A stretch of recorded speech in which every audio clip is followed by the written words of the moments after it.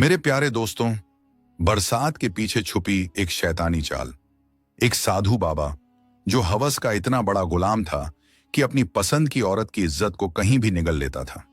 एक ऐसे अय्याश बाबा की कहानी जिसे सुनकर आपके कदमों के नीचे से जमीन निकल जाएगी, जो आपकी रूह को अंदर तक हिला देगी और दिल को दहला देगी।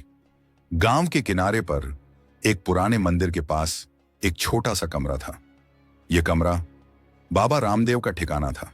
बाबा रामदेव की उम्र 70-72 साल के करीब थी, लेकिन उसकी आंखों में अजीब सी शरारत और बातों में ऐसी मिठास थी कि लोग उसकी तरफ खींचे चले आते। मर्दों से ज्यादा औरतें बाबा रामदेव के पास आया करती थीं। गांव के लोग उसे नेक दिल और प्रभु का अवतार मानते थे। वो औरतों को प्रसाद देकर कहा करता था, तुम्हारे दुख दर्द और परेशानियां दूर हो जाएंगी, लेकिन यह तो सिर्फ एक बहाना था। रामदेव को जो औरत पसंद आ जाती, उसके बदन से जी भर के खेलता था। पहले वो उनकी कमजोरियों को तलाश करता और उनकी इज्जत को दांव पर लगाता। फिर कोई भी औरत उसके सामने या किसी के सामने मुंह नहीं खोल सकती थी। वो इतना चालाक था कि कोई भी उस पर उंगली नहीं उठा सकता था। गांव वालों को लगता कि वह बहुत नेक आदमी है, लेकिन उसके कमरे की 4 दीवारियों के पीछे एक गहरी कहानी छुपी थी। गांव में प्रमोद नाम का एक सीधा साधा और मेहनती इंसान रहता था। उसकी बीवी राखी बहुत सुंदर, सुलझी हुई, लेकिन अंदर से टूटी हुई औरत थी। शादी को 6 साल गुजर चुके थे, लेकिन उनके यहां कोई संतान नहीं हुई थी। राखी की आंखों में मां बनने का सपना हर दिन और गहरा होता जा रहा था। उसे कई लोगों ने समझाया, कई तरह के उपाय करवाए, लेकिन कुछ फर्क नहीं पड़ा। तभी एक दिन उसकी एक जानने वाली औरत ने उसे कहा, राखी, अगर तू सच में मां बनना चाहती है तो एक बार साधु बाबा रामदेव के पास जा। उसके प्रसाद में बहुत असर है। कई औरतों को उसका आशीर्वाद लग चुका है। राखी बेहद खूबसूरत थी। पतली छरहरी काया, गोरा रंग और बड़ी बड़ी आंखें। जब वह गांव की पगडंडी पर चलती तो उसकी चाल में एक ऐसी लचक होती कि हर निगाह खुद ब खुद उसकी तरफ मुड़ जाती। उसकी मौजूदगी में हवा भी जैसे रुककर उसे देखती थी। पहले तो राखी हिचकिचाई, क्योंकि उसने बाबा के बारे में सुन रखा था, लेकिन फिर भी दिल की टूटती उम्मीद और मां बनने की तड़प उसे उस मंदिर के पास बने छोटे कमरे की तरफ ले गई, जहां बाबा रामदेव रहा करता था। राखी जैसे ही मंदिर के पास बने उस पुराने कमरे में दाखिल हुई तो बाबा रामदेव ने गर्दन उठाकर उसकी तरफ देखा। राखी ने हाथों से झुकते हुए कहा, बाबा, मेरी शादी को 6 साल हो गए हैं, लेकिन मेरे आंगन में किलकारी नहीं गूंजी। बहुत इलाज कराए, बहुत पूजा पाठ करवाए, लेकिन सब बेअसर रहा। अब तो हर महीने का इंतजार जैसे एक सजा बन गया है। मैं टूट गई हूं बाबा। मैंने सुना है आपके प्रसाद से सब कुछ मुमकिन हो सकता है। बाबा रामदेव उसे चुपचाप देखता रहा। फिर उसकी नजर राखी पर ऊपर से नीचे तक घूम गई। उसकी आंखों में वही जहर था जो वह बरसों से छुपाता आया था। उसने अपने होठों पर जीभ फेरा, मानो कोई स्वाद लेना चाहता हो। फिर अचानक आवाज बदलकर नरम लहजे में बोला, कोई बात नहीं कन्या, जब दुख गहराता है तो राह भी निकलती है। तेरा दर्द अब मेरा दर्द है। तू चिंता मत कर। एक छोटा सा उपाय है जिससे सब ठीक हो जाएगा, लेकिन इसके लिए तुझे रात को मेरे साथ एक चौकी पर बैठना होगा। उस दिन वो चुपचाप घर लौट आई। ना उसके चेहरे पर कोई शिकवा था, ना किसी से कोई शिकायत। सिर्फ आंखों में एक उम्मीद थी जो टूटने से पहले बाबा के वादे पर टिक गई थी। दिन भर वह चुप रही, लेकिन अंदर से बेचैन थी। उसे सिर्फ एक ही बात रह रहकर याद आ रही थी कि अगर यह चौकी सफल हो गई तो शायद उसकी सुनी गोद भर जाएगी। जैसे ही रात हुई, गांव में सन्नाटा छाने लगा। लोग अपने अपने घरों में थे और चांदनी चारों तरफ पसरी थी। राखी ने धीरे से दरवाजा खोला, अपने पल्लू को ठीक किया और बिना किसी आहट मंदिर के पास उस कमरे के दरवाजे तक पहुंच गई। अंदर अगरबत्ती की खुशबू और धीमे दीपक की रोशनी बाहर तक महसूस होने लगी। कमरे में हल्की सी झलक बाबा रामदेव की दिख रही थी, जो चुपचाप बैठा था, लेकिन उसकी आंखें दरवाजे की तरफ लगी थीं, जैसे उसे पहले से मालूम था कि राखी इसी घड़ी इसी वक्त वहां आएगी। उसके चेहरे पर वही पुराना साजिशी सुकून था और वह ऐसे बैठा था मानो उसी की आहट सुनकर उसका दिल बेसब्र हो गया हो।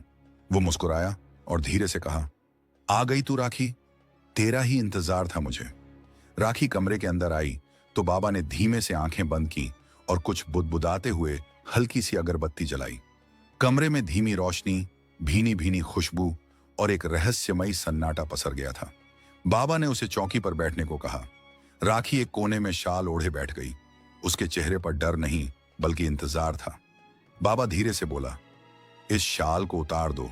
बहुत कम औरतों में ऐसी शक्ति होती है जो मां बनने की असली तड़प को समझती हैं। तू उनमें से एक है। राखी, जब तू कमरे में आई तो तुझसे एक अलग सी खुशबू निकली। तेरा चेहरा बता रहा है कि तू सिर्फ सुंदर नहीं है बल्कि भीतर से भी बहुत पाक है। तेरी आंखें तेरे दिल की गहराई को बयां कर रही हैं।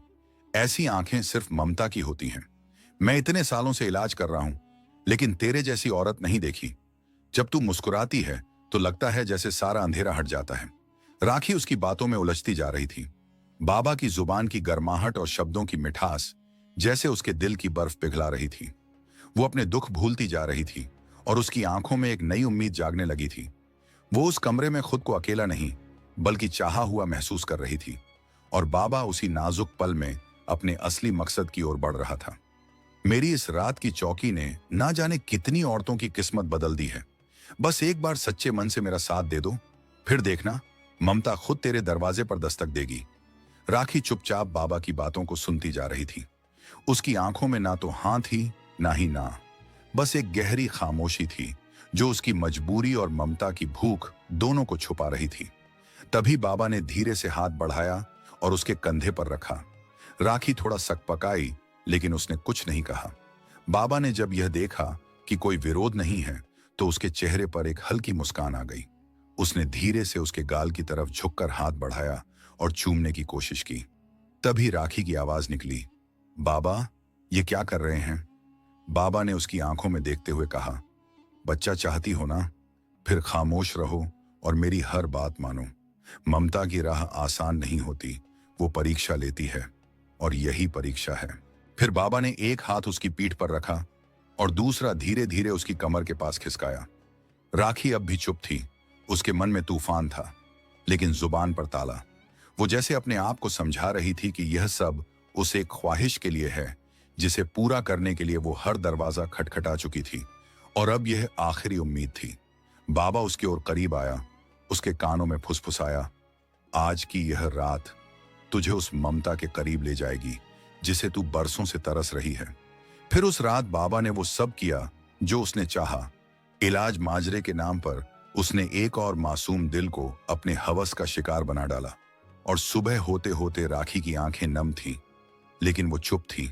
उसकी आत्मा भारी थी और बाबा वो अपने कमरे में बिल्कुल शांत बैठा जैसे कुछ हुआ ही ना हो, लेकिन उसकी आंखों में वही पुरानी जीत चमक रही थी। उसके बाद बाबा रामदेव ने ना जाने कितनी बार राखी को अपने कमरे में बुलाया। हर बार चौकी पर इलाज के नाम पर वही सब दोहराया गया और राखी मां बनने की उम्मीद में सब कुछ सहती रही।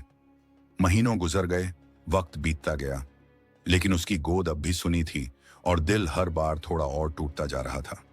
एक दिन जब राखी की हिम्मत ने उसे फिर बाबा के पास पहुंचा दिया तो उसने कांपती आवाज में पूछा, बाबा, कितने महीने हो गए, अब तक कुछ भी क्यों नहीं बदला? क्या मेरी कोख कभी भरेगी या नहीं? बाबा ने उसकी आंखों में देखा, फिर मुस्कुराया और एक ऐसा जवाब दिया जिसने राखी की रूह तक को हिला दिया। उसने कहा, देख, तेरा काम पेड़ लगाना था, मेरा उसमें खाद पानी डालना। अब फल आए या ना आए, मेरी जिम्मेदारी तो कब की खत्म हो चुकी है। राखी का दिल जैसे किसी ने चाकू से चीर दिया। उसकी आंखों में भरे भरोसे के सारे रंग एक झटके में उड़ गए। वो अब समझ चुकी थी कि ढोंगी बाबा की चौकी, मंत्र और प्रसाद सब सिर्फ एक झूठा दिखावा था। असल में तो वह एक अय्याश दरिंदा था जो औरतों की मजबूरी को अपने हवस की मिठास बना चुका था। राखी को अब साफ दिख रहा था कि कैसे हर बार वो ममता के नाम पर धोखा खा रही थी और बाबा अपनी जीत मानकर उसे सिर्फ एक फल की तरह खा रहा था। उसका दिल फूट फूट कर रोना चाहता था, लेकिन वो चुप रही। आंखें पत्थर हो चुकी थीं और सांसें बोझ बन चुकी थीं। इसी गांव में नंदिनी नाम की एक 19 साल की खूबसूरत लड़की रहती थी।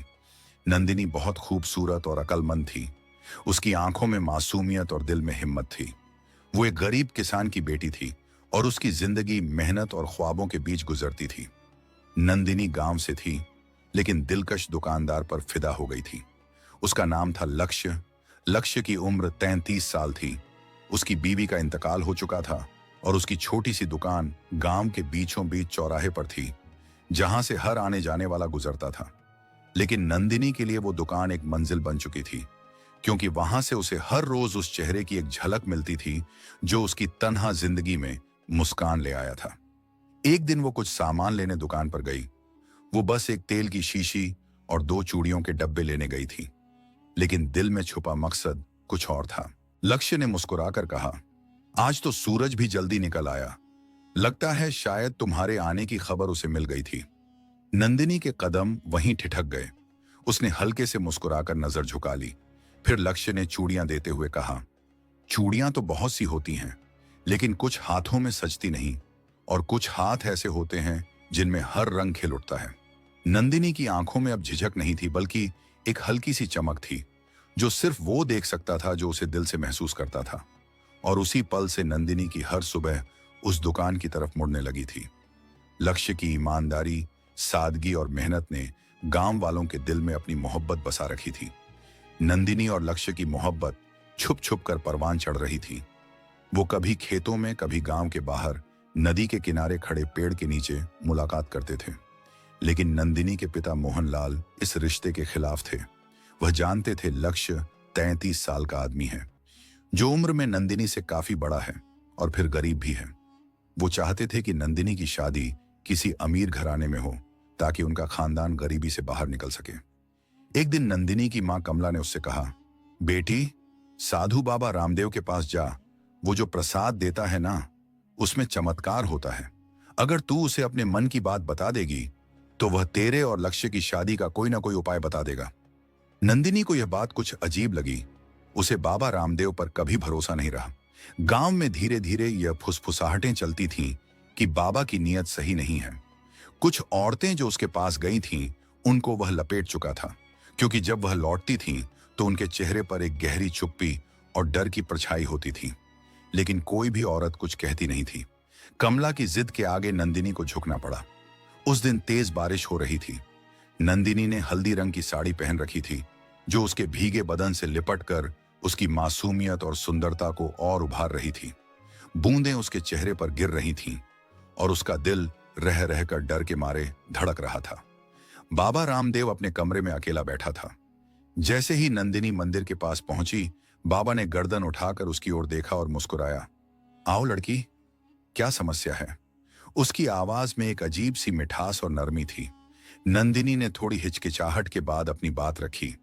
उसने बताया कि वह लक्ष्य से मोहब्बत करती है और उसके बिना जीना उसके लिए नामुमकिन है। उसके पिता इस रिश्ते के लिए बिल्कुल भी राजी नहीं है। वो यह भी कहती है कि लक्ष्य ही उसका सपना है, उसकी तन्हा जिंदगी की उम्मीद है, और अगर वह उसे ना मिला तो शायद उसकी रूह भी तड़प तड़प कर मर जाएगी। उसकी आंखों में आंसू भर आए थे। वो बाबा के सामने मिन्नतें करने लगी। बाबा, मैं आपसे हाथ जोड़कर फरियाद करती हूं, कुछ ऐसा कर दीजिए कि मेरे पिता का दिल पिघल जाए। मैं लक्ष्य के बिना अधूरी हूं। मेरी हर सांस, हर धड़कन में सिर्फ उसी का नाम लिखा है। अगर मैं उसे ना मिल पाई तो शायद जीते जी ही मर जाऊंगी। बाबा रामदेव गहरी नजरों से नंदिनी को देखता रहा और उसकी मुस्कान थोड़ी और रहस्यमयी होती चली गई। बाबा रामदेव की निगाहें नंदिनी के भीगे बदन पर एक पल के लिए ठहर गईं। साड़ी की भीगी तहों ने उसके रूप की कोमलता को और भी निखार दिया था। बाबा भीतर ही भीतर एक अजीब से जोश में भर उठा। उसकी सांसें गहरी होने लगीं और वो उसे किसी भी हाल में अब हासिल करने के बारे में सोच ही रहा था। यह तो बहुत मामूली सी बात है नंदिनी, बाबा रामदेव ने आंखों में रहस्यमयी चमक के साथ कहा।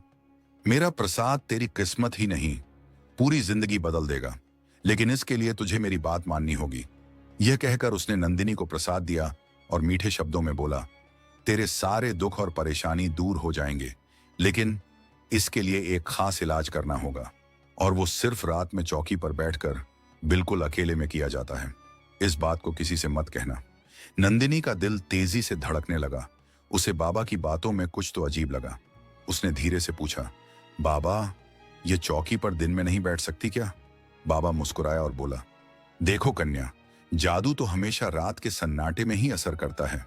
तू चिंता मत कर, मैं तो सिर्फ तेरा भला चाहता हूं। नंदिनी भारी दिल के साथ घर लौटी, लेकिन उसकी बेचैनी बढ़ती जा रही थी। रात की पूजा और अकेले बाबा के पास जाने का ख्याल ही उसे डरा रहा था। अगले दिन उसने लक्ष्य से नदी के किनारे पेड़ के नीचे मुलाकात की और सारी बात बताई। लक्ष्य का चेहरा गुस्से से तमतमा गया। उसने कहा, नंदिनी, वो बाबा मुझे शुरू से ही सही नहीं लगा। उसके बारे में गांव में बहुत कुछ कहा जाता है। तुम उसके पास अब नहीं जाओगी। लेकिन नंदिनी ने उसकी बात को प्यार से रोकते हुए कहा, लक्ष्य, अगर हम उसकी सच्चाई को सामने नहीं लाएंगे तो वह औरतों को यूं ही अपनी चालों में फंसाता रहेगा। हमें उसे बेनकाब करना होगा। हमें एक योजना बनानी होगी। लक्ष्य ने उसकी आंखों में देखकर कहा, मैं तुम्हारे साथ हूं। हम उसे उसकी गंदी हरकतों का सबक सिखाएंगे। और उसी पल नंदिनी ने लक्ष्य और उसके दोस्त कृष्णा तथा अर्जुन के साथ एक मंसूबा बना लिया। तय हुआ कि रात को जब वह पूजा के बहाने बाबा के पास जाएगी तो ये तीनों पास में छुपकर उसकी हिफाजत करेंगे और बाबा की सच्चाई को रंगे हाथों पकड़ेंगे। रात आई। अब भी आसमान में बादल गरज रहे थे और बारिश लगातार गिर रही थी। नंदिनी ने मां से छुपकर हल्की गुलाबी साड़ी पहनी। उसका दुपट्टा भीग गया था और उसका दिल तेजी से धड़क रहा था। लेकिन आज उसके दिल में डर से ज्यादा हिम्मत थी। मंदिर के कमरे में बाबा रामदेव अगरबत्ती की खुशबू और दियों की रोशनी के बीच नंदिनी का इंतजार कर रहा था। उसकी आंखें दरवाजे की ओर लगी थीं और उसका मन किसी शिकार की तरह बेकाबू हो रहा था। जब वह कमरे के अंदर दाखिल हुई तो साधु बाबा रामदेव का चेहरा खुशी से खिल उठा। उसकी आंखों में वैसी ही चमक उभर आई और भीतर ही भीतर वो ऐसे रोमांच से भर गया जैसे कोई शिकारी अपने जाल में शिकार फंसा देखकर। उसकी सांसें धीमी मगर गहरी हो चुकी थीं और मन किसी प्यासे भेड़िए की तरह बेचैन हो रहा था। साधु बाबा रामदेव ने उसकी तरफ देखकर एक लंबी सांस ली और मुस्कुराते हुए बोला, आ गई मेरी लाडली। आज तेरे चेहरे पर जो रोशनी है वह किसी देवी से कम नहीं लग रही। बारिश ने तुझे और भी खूबसूरत बना दिया है। तेरी आंखों में जो मोहब्बत है वो साफ नजर आ रही है। तू जानती है, मोहब्बत एक तपस्या होती है और बहुत कम लोगों को नसीब होती है। मुझे जब तू पहली बार मिली थी ना, तभी समझ गया था कि तेरे दिल में बहुत सच्चाई है। और आज वो ख्वाब जो तू आंखों में लेकर आई है वो सच्चा हो सकता है। बस थोड़ा सा सब्र चाहिए, थोड़ा सा विश्वास। जब इंसान सच्चे दिल से किसी को चाहता है तो कायनात भी उसे मिलाने की कोशिश करती है। मेरी पूजा और तेरा प्रेम मिल जाए तो तेरे जीवन में सिर्फ खुशियां रहेंगी। तू जानती है नंदिनी, तू इस गांव की सबसे खूबसूरत और समझदार लड़की है और भगवान ने तुझे मेरे पास किसी कारण से भेजा है। ये जो साड़ी की भीगी है ना, ये साक्षी है तेरी मासूमियत की, तेरे विश्वास की। और जब उम्मीद का दीपक जलेगा, तू और मैं एक ऐसी आरती का हिस्सा बनेंगे जो तेरे सारे दुख को भस्म कर देगी। आज सिर्फ तू और मैं इस पवित्र चौकी में, जहां सिर्फ सच्चाई और आस्था की जगह है। चलो कन्या, चौकी पर काम शुरू करते हैं। उसके लिए चौकी तो बस एक बहाना थी। वो तो किसी की मासूमियत से खेलना ही असली भक्ति समझता था और किसी की जवानी को अपनी हवस की आग में झोंक देना ही उसकी आरती थी। उसने चौकी की आड़ में नंदिनी का हाथ थामा, उसकी हथेलियों को सहलाया, फिर धीरे से उसके गालों को छूकर बोला, कन्या, तू सच में देवी जैसी है। फिर उसकी उंगलियां नंदिनी की कमर की तरफ बढ़ी। नंदिनी एक पल को सिहर उठी। पहले तो वो कुछ नहीं बोली। उसकी सांसें तेज थीं और आंखों में अजीब सी झिझक और डर था। लेकिन कहीं ना कहीं भीतर एक हल्की सी उलझन भी थी, जैसे उसके एहसास लड़खड़ा रहे हों। वो समझ नहीं पा रही थी कि इस पवित्र जगह पर उसके साथ जो हो रहा है वो पूजा है या धोखा। यह ले, तेरे सारे दुख और तकलीफें अब खत्म हो जाएंगी। लेकिन उसकी नजरें नंदिनी पर टिक गई थीं। वो मंत्रों से ज्यादा उसके भीगे चेहरे और कांपते हाथों को पढ़ रहा था। वो जैसे ही उसके करीब गया और धीरे से उसका हाथ पकड़ने की कोशिश की, नंदिनी ने जोर से चिल्लाई, ये क्या कर रहे हो बाबा? उसी लम्हे कमरे का दरवाजा जोर से खुला और भीतर दाखिल हुए लक्ष्य, कृष्णा और अर्जुन। बाबा रामदेव घबरा गया। उसने भागने की कोशिश की, लेकिन बाहर पहले से तैयार गांव वालों ने उसे दबोच लिया। सारा गांव वहां जमा हो गया और नंदिनी ने कांपती आवाज में बाबा की असलियत सबके सामने रख दी। बताया कि कैसे वह प्रसाद और पूजा के बहाने औरतों को धोखा देता था, कैसे उनकी भावनाओं से खेलता और उनकी मासूमियत से हवस मिटाता था। गांव वालों ने जब बाबा रामदेव की असलियत सुनी तो उनका खून खौल उठा। लोगों ने गुस्से में उसे मंदिर के कमरे से बाहर घसीटा और चारों ओर से घेर लिया और खूब पीटा। बाबा ने माफी मांगने की कोशिश की, लेकिन नंदिनी ने सामने आकर आंखों में आंसू और आवाज में आग भरकर कहा, तू बार बार हमारे गांव की औरतों की इज्जत से खेला, मासूम औरतों की ममता को अपनी हवस का रास्ता बनाया। अब तुझे ऐसी सजा मिलेगी कि तू कभी लौटने की हिम्मत नहीं करेगा। गांव वालों ने उसे पकड़कर पुलिस को सौंप दिया और अदालत ने उसे सख्त सजा सुनाई। नंदिनी की बहादुरी की कहानी पूरे इलाके में फैल गई। अब गांव की औरतें बाबा के बहकावे में नहीं आती थीं। उन्होंने नंदिनी से सीखा था कि अपनी इज्जत और ममता की हिफाजत खुद करनी होती है। औरतों ने समझ लिया था कि कोई झूठा प्रसाद उनकी किस्मत नहीं बदल सकता। असल जादू तो उनके अपने फैसलों और हिम्मत में होता है। नंदिनी और लक्ष्य की मोहब्बत अब एक मिसाल बन चुकी थी। एक रात जब हल्की सी बरसात हो रही थी और आसमान में बादल गरज रहे थे, लक्ष्य ने नंदिनी को छत पर बुलाया। उसकी आंखों में मोहब्बत और होठों पर मुस्कान थी। उसने नंदिनी का हाथ थामा और एक चांदी का कंगन पहनाते हुए कहा, तूने सिर्फ मेरी नहीं, पूरे गांव की रूह को बचाया है। यह कंगन मेरी मोहब्बत का वादा है। नंदिनी की आंखों से आंसू बह निकले। वो लक्ष्य के गले लगी और दोनों ने बरसात की उस भीगी रात में हमेशा साथ रहने का वादा किया।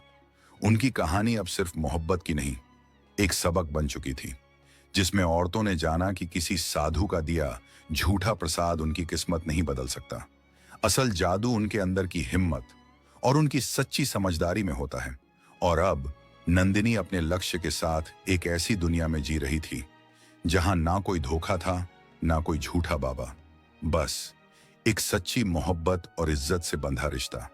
अगर आपको हमारी यह कहानी पसंद आई हो तो वीडियो को लाइक जरूर करें, चैनल को सब्सक्राइब करें और साथ ही बेल आइकन दबाएं, ताकि अगली बार जब कोई सच्ची और असरदार कहानी आए तो आपसे छूटे नहीं। शुक्रिया।